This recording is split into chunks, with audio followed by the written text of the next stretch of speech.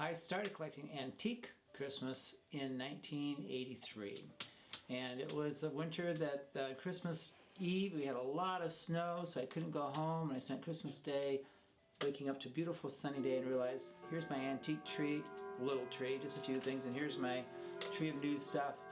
And I really liked the old stuff better. It seemed to have more character, more stories to tell, and that's what I stayed with. It's myself, Renjay, Nancy, and Carol. And we taught each other about antique Christmas, and so that's where we got started with collecting antique Christmas. When you start collecting, you slowly learn what things are. A feather tree is a tree where the green parts of the branch are actually feathers wrapped around a wire that are attached to a dowel that makes a trunk for a tree. And these were the first artificial trees. In Germany, people were going out in the countryside and cutting down trees, and pretty soon they got to actually enact laws that you could not cut down trees. So people said, well, we can use the feathers from the chickens and geese and turkeys that we eat and make these artificial looking trees. We collectors love them because they have that very horizontal branches that you hang the ornaments on, and they show up well. So this is a feather tree. This is a feather tree that we had for sale so I just stuck it over here. We decided to decorate it, and usually these foil bells are hanging straight down like this. And so I just said, well, there's a lot more dynamics to happen if you go ahead and just do something more fun with them. And so there our tree has a whole different flavor. These foil ornaments were in the 1930s. There are some in here that are tinsel, probably 1910. There are some that are chenille, 1950s. Candy canes can be any period of time. We even have a little Hansel and Gretel plastic dolls over here. Then underneath we have toys. This is a top. These again were tops that are made in Germany. A little girl in a silk dress that when you spin it. People who are beginning collectors are going to think of buying things that they remember from their childhood off of their grandma's tree or mom and dad's tree. Almost none of the stuff on this tree have people who could remember it when it was new, because this is fairly early stuff, probably about 100 years old. And amongst Christmas collectors who are experienced, this is the tree that holds the most dynamo items.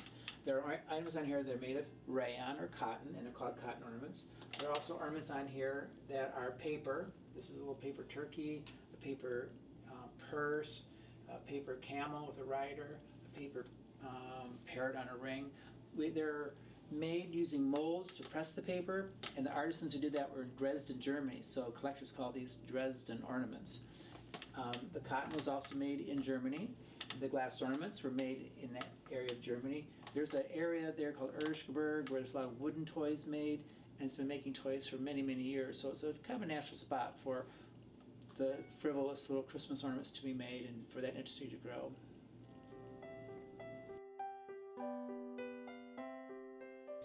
The decorations on this tree are actually rather non-conforming. These little bisque pieces are little boys and girls on swings. They call them swingers. They were hung from a chandelier. That's how they'd be hung. Well, that is in the 1880s, and when they stopped using kerosene, went to electric lamps and stuff, then those things moved from there to the Christmas tree. So there are Christmas people who collect swingers. This tree also has the earliest glass ornaments that are called kugels. These are thick glass, thick like bottle glass, so they're very heavy ornaments. And we call them kugels because the word for a round ornament or a round ball shape in German is Kugel, so these are Kugeln.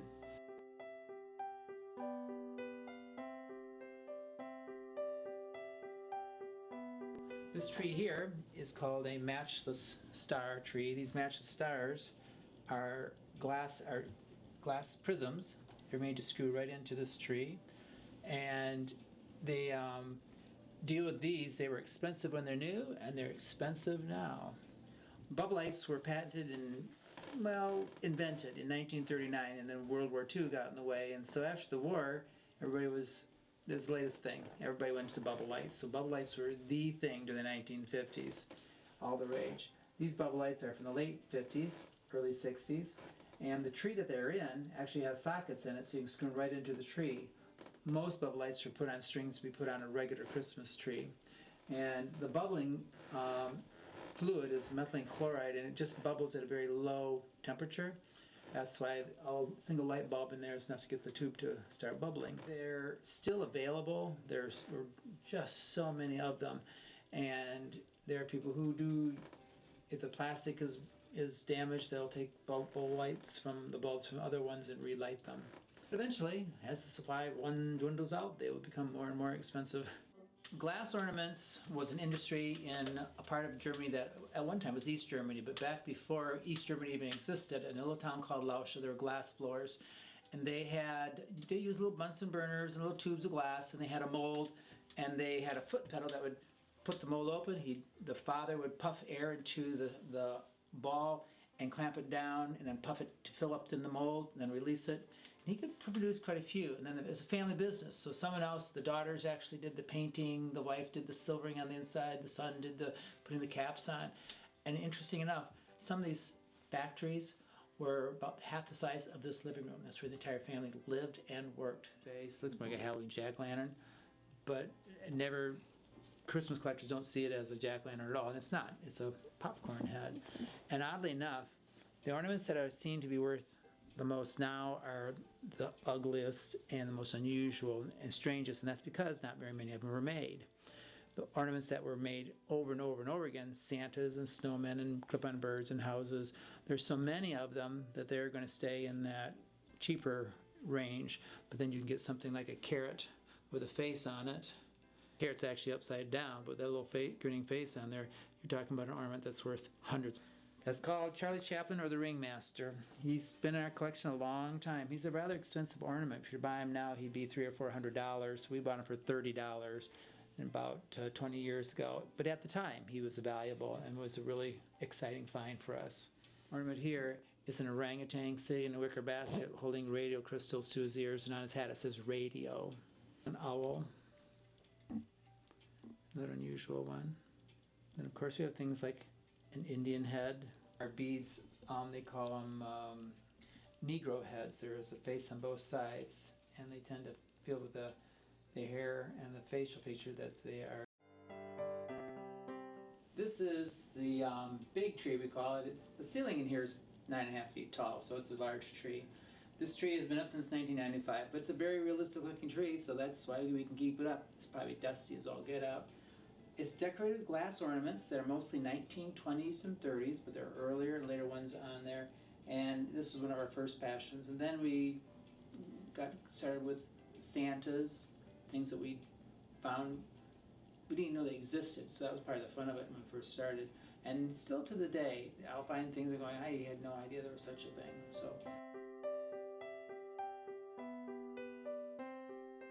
Underneath the tree this year we have a cardboard village. These, I call them cardboard because the houses, they're actually made of cardboard.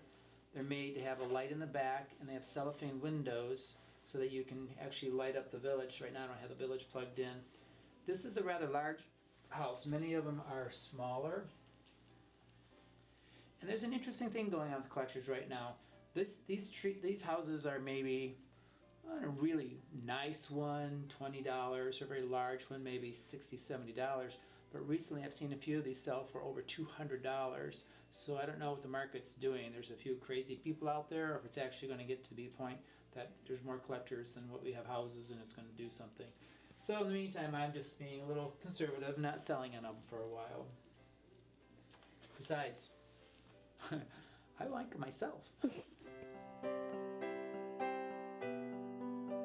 Well, when we started, it was like going to antique malls and antique shops and maybe garage sales and auctions, but mostly I sell at antique shows, and during the setup I walk around and see what other people have. Sometimes people have collections and I'll buy entire collections. But right now, after having done it for 31 years, I usually go to the basement or the attic and find something. Well, West Michigan, here in Grand Rapids, is really not the best place to be a collector of antique Christmas. Very much dominated by the Dutch Christian Reformed Church and settlement of the Dutch people here. And they celebrated Christmas in a different way, not so much the way the Germans did, with lots of glitzy things, and they're perhaps more miserly. But even to this day, they're not avid collectors of this type of stuff. You go over to Milwaukee, where it's German settlement, and there people there can find it. It's in the garage sales and estate sales there, so the people there collect it because you can find it there. Same thing, kind of around Pittsburgh, Minneapolis. There's a lot of bubble lights, for instance, in the things that we like that are early lighting. We go out to eastern Pennsylvania. The stuff for underneath the Christmas tree we find in western Pennsylvania. Columbus, we'll find a little bit of everything. This actually is from the mid-1900s, around 1950, 1960. And it's a toy that when you press down on here, the feet go forward and moves them forward. Well, I bought it because I said, it looks like something should be beside a Christmas tree. However, it took a 2-year-old visiting to sit on it and show me how it worked. And he soon had it halfway across the room. He just sat on it, pushed on the pedals, and it worked.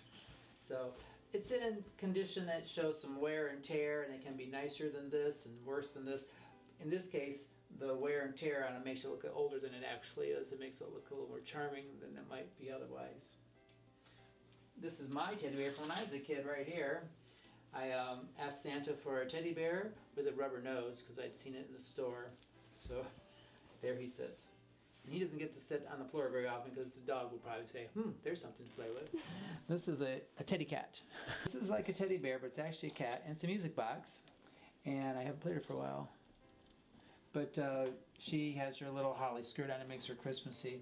And again, you're out looking at Christmas stuff and something else catches your eye, and so you go in and you get something else. Then you realize, I've never seen one before.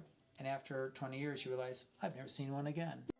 I was once asked by a magazine editor if I collect Santas, and I said no, thinking I collect other than Santas. And they said, well, yeah, I do collect Santas.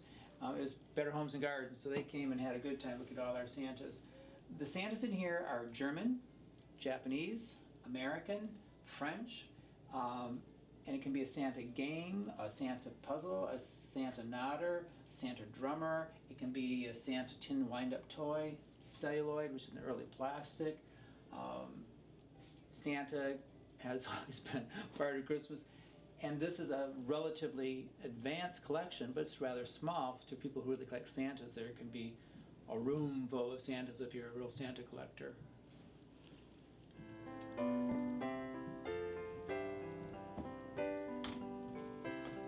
Victorian is probably right. Victorian means when Victoria was alive, and she died in 1903, and there's an awful lot of Christmas that I collect that's after that period of time.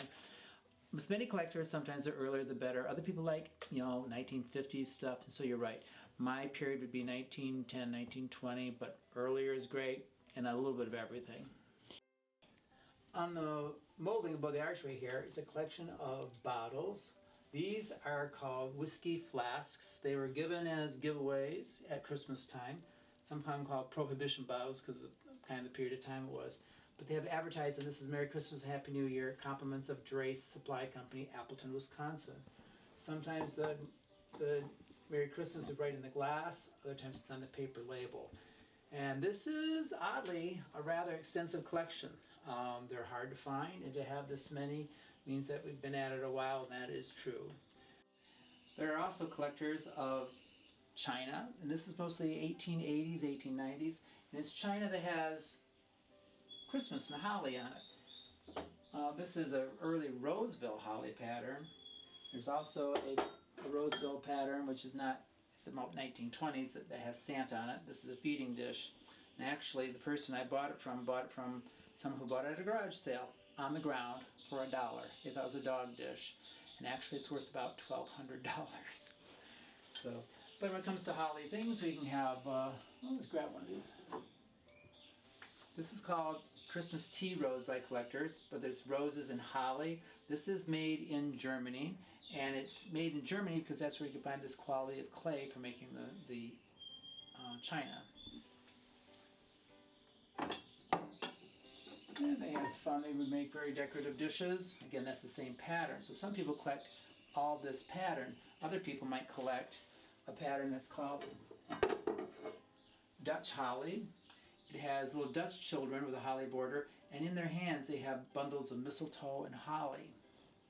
And there's several different images. It might be just the boy or just the girl. Here he has 3 children underneath an umbrella.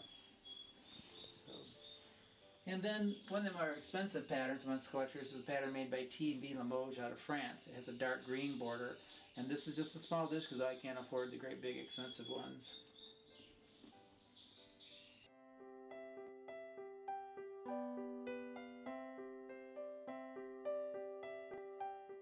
they have a national convention for antique Christmas collectors every year, and I was going to make a display this year of a collection of collections. Like, in order to be a collection, you're supposed to have 3 things to make a collection. So I said, I'm going to take 3 glass ornaments and 3 Santas and 3 snowmen and 3 of this and 3 of that. And I said, that'd be a whole showcase. It'd be just 3 of this and 3 of that. So actually, I like to collect most anything that has to do with Christmas. There'd be holly on it. That could be Christmas. It could be decorations. What I don't really do much is big outdoor decorations, but there are people who collect that stuff. The Christmas light bulbs I collect a little bit, like figural that are Santas and snowmen, but I don't really do much of those. They're just kind of a curiosity too. So mostly it was glass ornaments, Santas, things that are used to go underneath the Christmas tree, like an extended nativity, and things that were used to light the tree before we had light bulbs. You'd light the candles and the heat would make the propeller move and all the cylinders move, and so we have sheep and zoo and houses, but you could put nativity figures on there or whatever, and it's called a pyramid. And it's made in the Erzgebirge area of Germany where there's plenty of wood. In this corner here we have a collection of jack-in-the-boxes, Hummels, early Marx toys. So those are things that you kind of get into simply because you don't find any Christmas on the strip. Well, look at this, that's kind of fun. So let's get into that.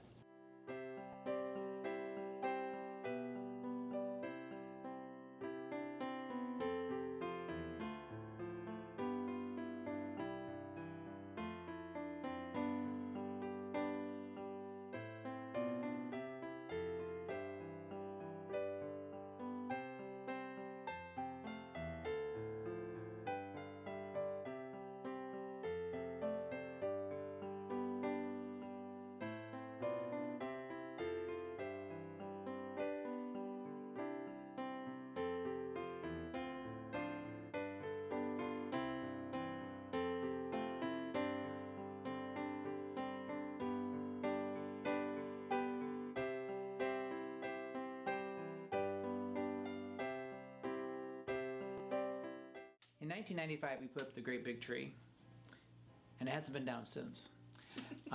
Partly because where I might put stuff away, it's full of stuff already. And you know, if you're a pottery collector, you kind of have your pottery out most of the time. Maybe at Christmas time you put it away to get the Christmas stuff out. Well, I collect Christmas, so it's here all year round. Sometimes in the summertime I have to actually stop and take time and turn the tree on to remind myself that it's July. But I do, I keep it up all year round.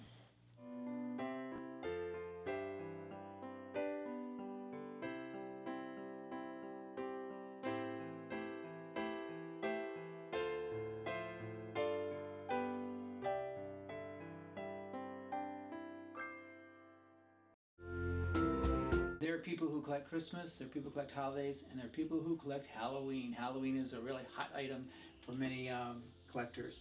These are mostly jack-o'-lanterns. This is actually a baby-faced jack-o'-lantern. We have a devil head, of course a teddy bear, and of course the regular pumpkin. But witches, black cats, ghosts, all these things that make us think of Halloween. These are mostly high-end, meaning more expensive, rare, earlier, difficult to find.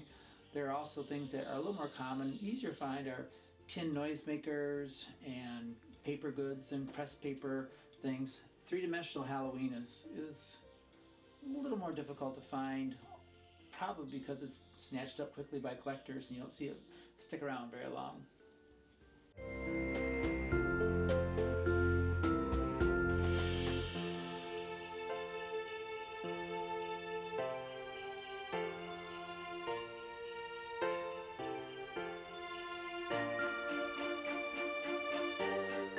I went to an auction of the state that was my great grandparents, and so I thought there might be a picture or something that was there that I bought.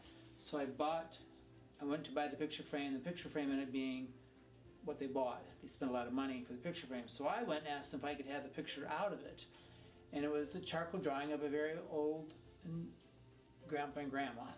And they looked very stern, but they were my great grandparents, so it was fun to have.